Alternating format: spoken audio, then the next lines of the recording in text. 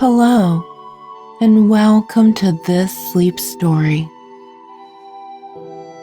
Take just a moment, snuggle in tight, adjust your pillows and blankets just right.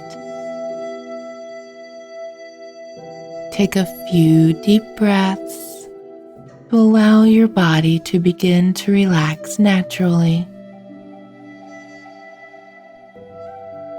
In through the nose, out through the mouth.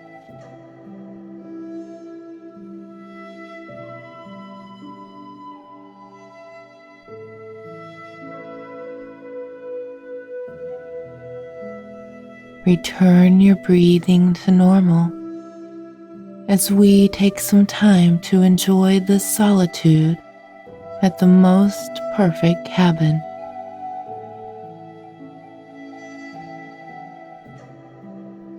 Meandering and streaming threads of raindrops are knitted on the window,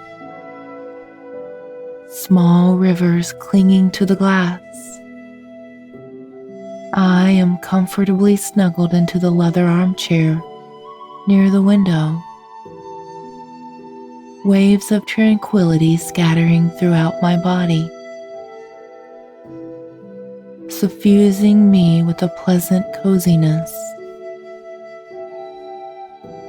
With a wool cap covering my head and ears, and a patchwork quilt warming me, wrapping me in its positive embrace. I take in all the tapestries of a rainy night, the radiant heat emanating from the fireplace, painting the cabin in a light, and warmth come from the slow, soft, and crackling combustion of thick logs, fragments of a tree disintegrating into black and white mingled ashes. Looking at the lifeless veins etched into the soft ashes, I think about all the green leaves that could have blossomed on stems, growing on trees from which came these logs, now slowly incinerating into oblivion. But this incineration, these cinders of once lovely trees, imparts a form of my life to my cabin. This little wooden house of solitude that otherwise would have been freezing cold and frosty to the very bones. This makes me think of the sun's violent celestial furnace, regurgitating a flood of radiations into space, which the earth gets caught in, receiving the yellow light of sustenance. But each moment the sun flares its heat, it gets nearer to its demise. It withers away ever so slightly. Whenever a bright star, a heavenly lamp, reaches the end of its life, it goes out with a massive explosion. They call it a supernova. Mother Nature's most spectacular fireworks, a sort of cosmic festival. The dust and ashes of the dead star then scatter into cold, empty, and indifferent space. The dust and rubble drift away aimlessly and without a purpose. But there is a chance that chunks of this dust might come together by gravity's entrapment.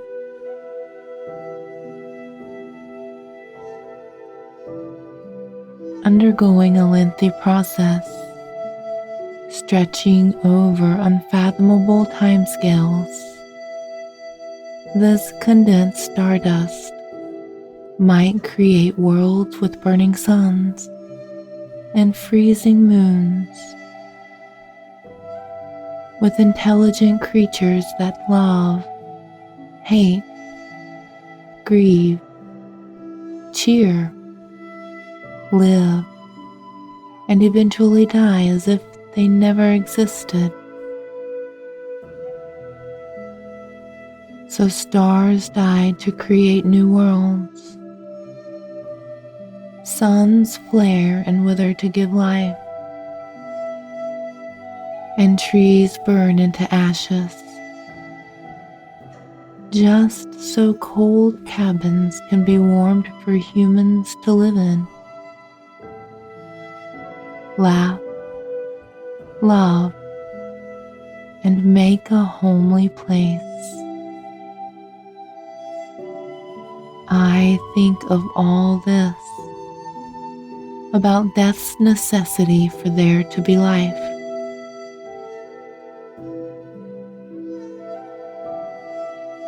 I glance again outside the window. The leather squeaks as I shift into a more comfortable position. This occasional squeak, coupled with rain pattering and wood crackling, are my only companions.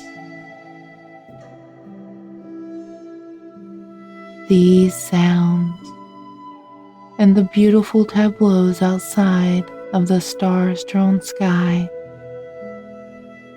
raindrops dripping and trickling from leaves, soft and buttery moonlight drenched in thick curtains of fog.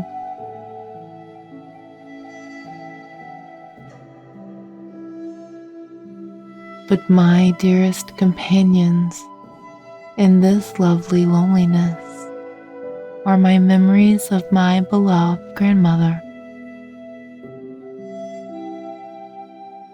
Our human selves, our souls, are more or less defined by what we remember. My grandma used to say that, probably because she was old enough to have nothing but memories. Today is one of those peculiar days when I really think a lot about her, recollecting my memories of her. Shadows flicker on the opposite wall, mimicking the fluttering flames in the grate.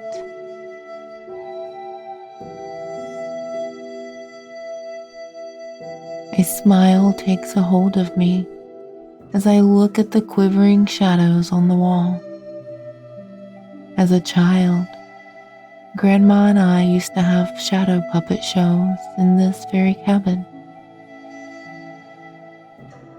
Using our hands, morphing them into all kinds of shapes. We would do entire shadow plays. Fits of laughter would swell up from within us. Do these walls remember any of it? Do the sheets on the bed have imprints of all who have slept on it? Of course they don't. It makes me a little sad. But then I close my eyes, straining my inner ears.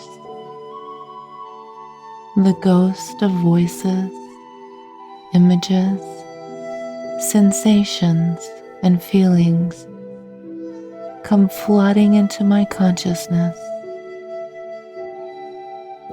All the tickles, hair stroking and brushing, storytelling and hot chocolate, appear to have come back to this day,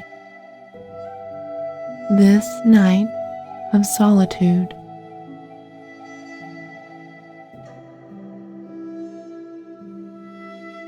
A few hours ago, Mom and Dad dropped me off on the unpaved driveway. They offered to stay with me, but only half-heartedly, because they knew well enough that I needed to be on my own. The clouds were overcast and brimming with the water that now makes puddles in the mud outside. The window glass is hazy and blurs my view. Squinting and peering, I sense the movement of something in the shadows. Wiping away the fog with my sleeve, I look closer with straining eyes. Knowing what it is, I instantly leap to my feet, taking off the jacket from the peg. I grab my umbrella and head outside. My face is immediately buffeted by the cold wind, like a stream of icicles biting into my cheeks. I find the little kitten, shivering and dripping wet. Its whiskers droop, and it's so numb from the cold that it doesn't even notice when I pick it up. Once inside, after shutting the door behind me, I instantly place the kitty near the fireplace. I grab a warm blanket and wrap the poor creature in it. Putting on the kettle, I wait for it to whistle. The kitten slurps up the warm milk in the saucer as I mix hot chocolate into a cup of milk. After draining the cup, I feel a rush of lovely warmth spreading to every fragment of my being.